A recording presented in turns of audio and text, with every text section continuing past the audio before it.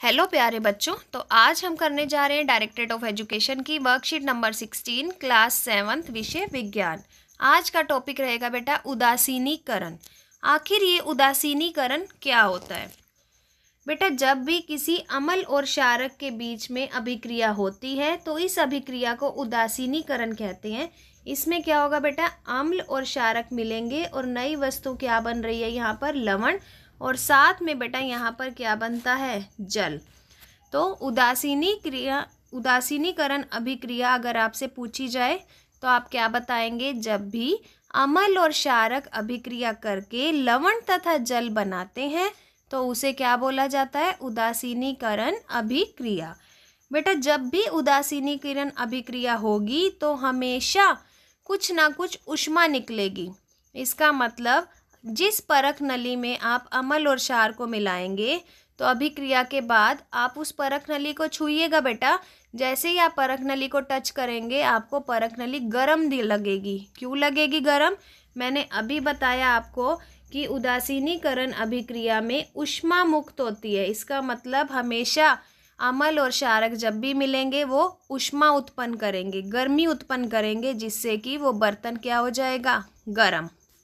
उदाहरण है बेटा एक आपका यहाँ पर, एक उदासीनीकरण अभिक्रिया के दौरान बनने वाला जो लवण होता है बेटा वो इस बात पर निर्भर करता है कि आप कौन सा अम्ल यूज कर रहे हैं और कौन सा क्षारक।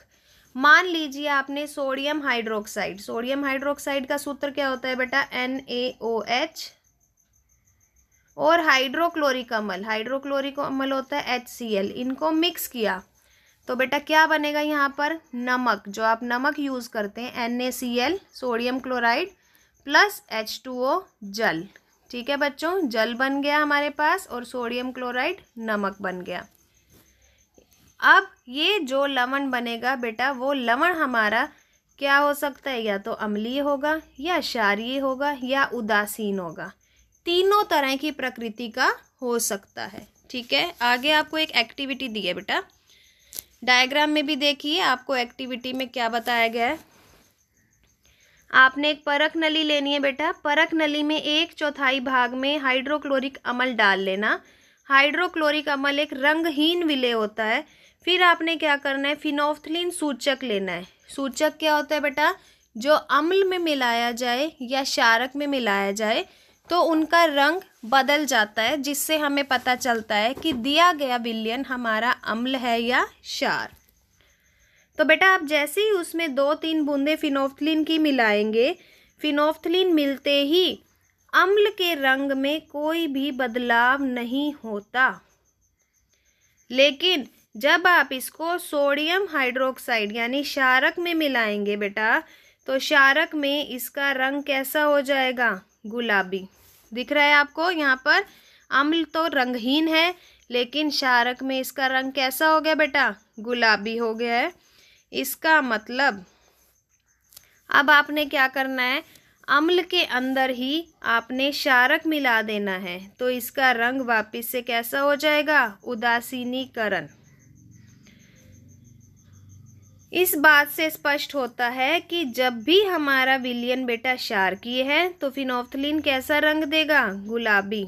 और इसके विपरीत जब भी हमारा विलयन अम्लीय है बेटा तो फिनोल्फ्थलीन कोई भी रंग नहीं देता। ठीक है, पता लग गया आपको कि अम्ल में फिनोल्फ्थलीन डालेंगे तो कोई कलर नहीं आएगा, लेकिन क्षारक में डालेंगे तो कलर कैसा हो जाएगा बेटा, पिंक।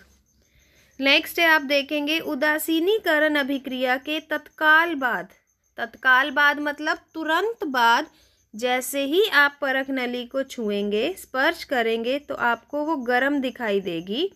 क्यों गर्म लगेगी बेटा? क्योंकि हमने स्टार्टिंग में ही पढ़ा है कि जब भी उदासीनीकरण अभिक्रिया होती है तो क्या निकलती है उसमें से, ऊष्मा, और ये ऊष्मा हमारी परख नली का तापमान बढ़ा देती है, जिससे हमें परख नली कैसी लगेगी बेटा, गरम।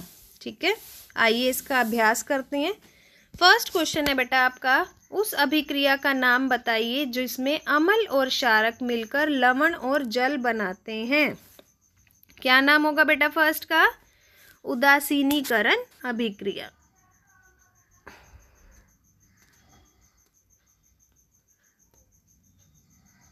सेकंड क्वेश्चन, सोडियम हाइड्रोक्साइड और हाइड्रोक्लोरिक अम्ल एक दूसरे को उदासीन करके लवण और जल बनाते हैं, सत्य। उदासीनीकरण अभिक्रिया में निर्मित लवण डैश डैश डैश हो सकते हैं। तो बेटा अभी हमने पढ़ा था कैसे कैसे हो सकते हैं वो, अम्लीय,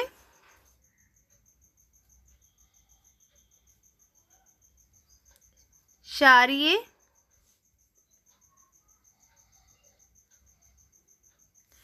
या उदासीन। तीनों तरह की प्रकृति हो सकती है बेटा, वो अम्लीय भी हो सकते हैं, क्षारीय भी हो सकते हैं और उदासीन भी। फोर्थ क्वेश्चन है आपका, यदि हम उदासीनीकरण अभिक्रिया के बाद परख नली को स्पर्श करें तो वह गर्म महसूस क्यों होती है। तो बेटा फोर्थ क्वेश्चन का आंसर आपका यहाँ पर है, अभी हमने किया था, तो आप यहाँ फोर्थ क्वेश्चन का आंसर लिखेंगे, क्योंकि उदासीनीकरण अभिक्रिया में ऊष्मा निकलती है और ये परख नली के ताप को बढ़ा देती है। तो ये बेटा आपका फोर्थ का आंसर रहेगा। ठीक है, आई थिंक आज की वर्कशीट आपको अच्छे से क्लियर हो गई है बेटा। पता लग चुका है आपको कि अम्ल और क्षारक के बनने से, मिलने से कौन सी अभिक्रिया होगी, उदासीनीकरण। क्या बनता है बेटा, लवण और साथ में जल। और अम्ल और क्षार जब मिलते हैं तो हमें वह बर्तन अभिक्रिया वाला गर्म क्यों लगता है, क्योंकि ऊष्मा का उत्सर्जन होता है बेटा, ऊष्मा मुक्त होगी, तापमान बढ़ जाएगा और परख नली या बर्तन हमें गर्म लगने लगेगा। तो बेटा अगर वर्कशीट अच्छे से समझ आ गई है तो हमारे चैनल लर्निंग लाइट को शेयर कीजिए अपने फ्रेंड्स के साथ, बेल आइकन को प्रेस कीजिए और सब्सक्राइब कीजिए। थैंक यू बेटा, स्टे सेफ, स्टे हेल्दी।